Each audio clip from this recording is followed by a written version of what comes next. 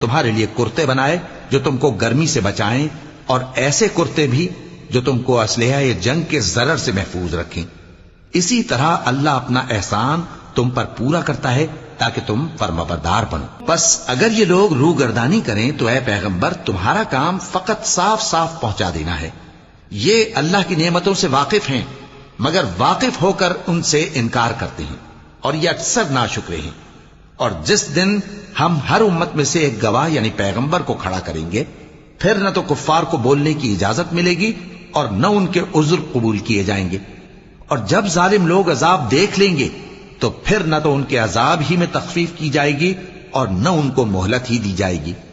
اور جب مشرک اپنے بنائے ہوئے شریکوں کو دیکھیں گے تو کہیں گے کہ پروردگار، یہ وہی ہمارے شریک ہیں جن کو ہم تیرے سوا پکارا کرتے تھے۔ تو وہ ان کے کلام کو مسترد کر دیں گے اور ان سے کہیں گے کہ تم جھوٹ